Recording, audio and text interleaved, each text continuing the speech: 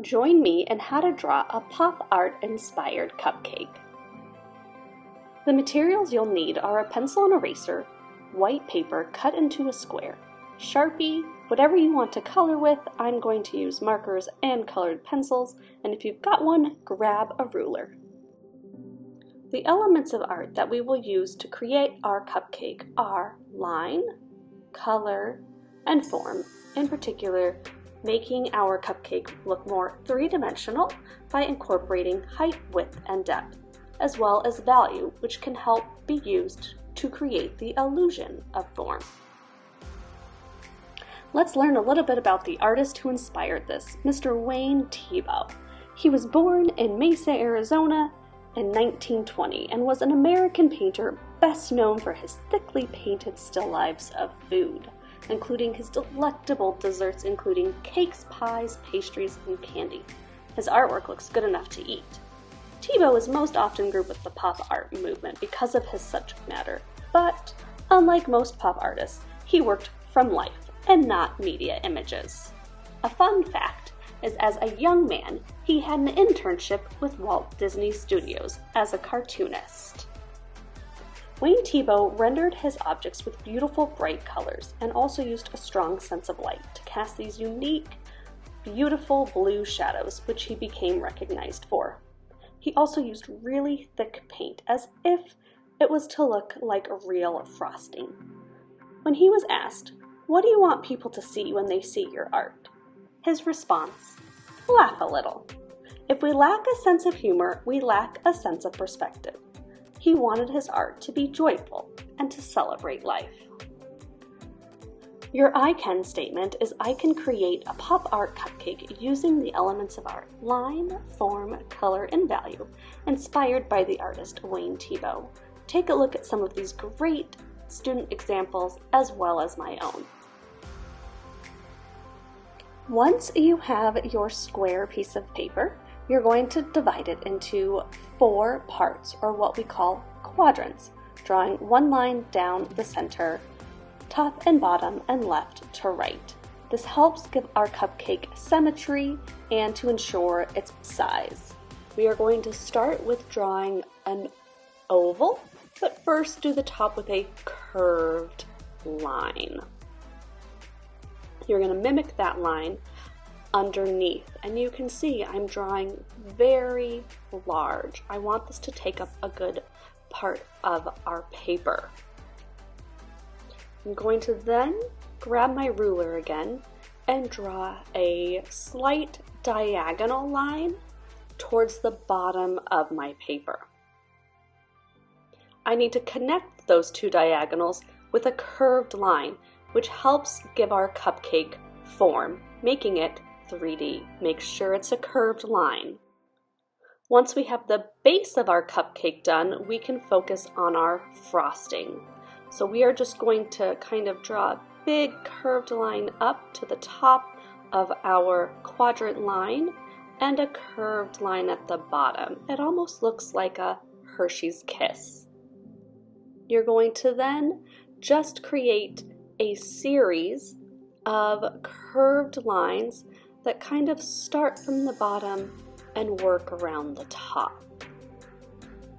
You can do this in any way that you would like to create your own unique frosting.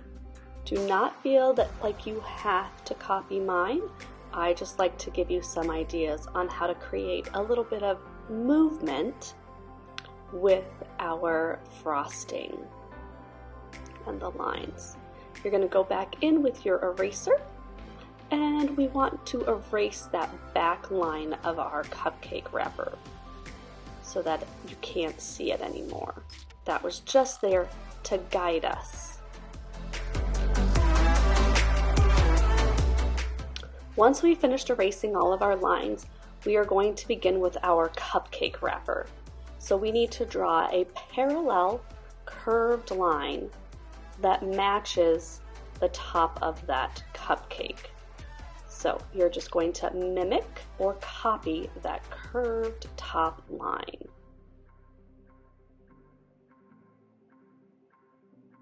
Once we draw that, we are going to start our cupcake wrapper, and we're going to draw a zigzag line that goes all across that cupcake. Now we don't want to make them too close together because we are going to be drawing lines from the top of that to the bottom to connect our cupcake and make the wrapper. So I like to start in the middle and draw a straight line down. Then you're going to slowly create a diagonal with your ruler that goes around both sides of that cupcake wrapper. Creating those diagonals gives the illusion that that cupcake is starting from the front and receding backwards. Once again, trying to give that illusion of depth and form, making our cupcake 3D. If you mess up and your lines aren't perfect, go ahead, erase, take your time. That's why we use our pencil at the beginning. That way if we make a mistake, we can erase and continue. Next, we are going to draw a horizon line so that our cupcake is sitting on a table and not floating into space. So you're going to want to draw a straight line across, which will separate your cupcake from the background and the foreground. Next, to add some visual interest to your cupcake, go ahead and draw some decorative elements. Maybe a cherry on top, a cookie, a straw coming out of it, a spoon, sprinkles, candy, whatever you can think of to make your cupcake look a little unique.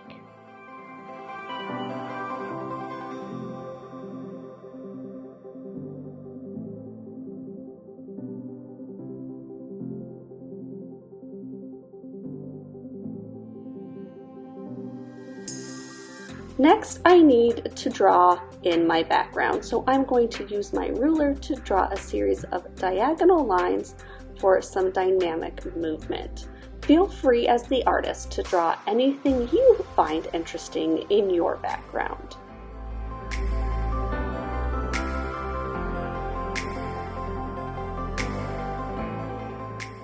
Next, don't forget about Wayne Thiebaud's famous blue shadow. By drawing two curved lines that start, one from the top of your horizon line and one coming out of the bottom of your cupcake and connecting to the left-hand side of your page. Next, grab your Sharpie and begin tracing over all of the lines you just drew.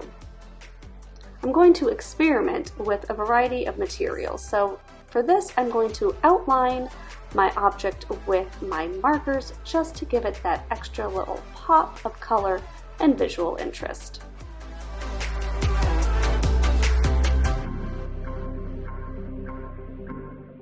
Once you have finished outlining your cupcake in marker, I like to use my colored pencils to shade it and give it value. So remember, value is light to dark or dark to light.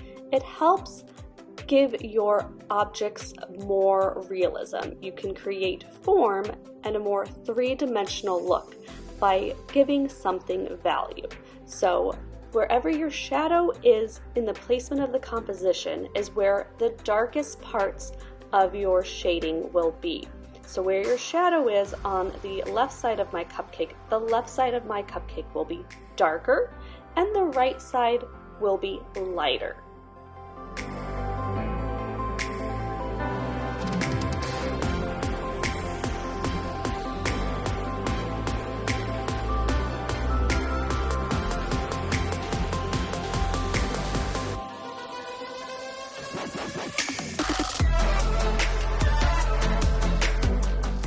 And lastly, don't forget, all great pop art has some element of bold, bright colors. So take this opportunity to color in your background and foreground with whatever colors you want, giving it that extra little pop. Fantastic job, artists!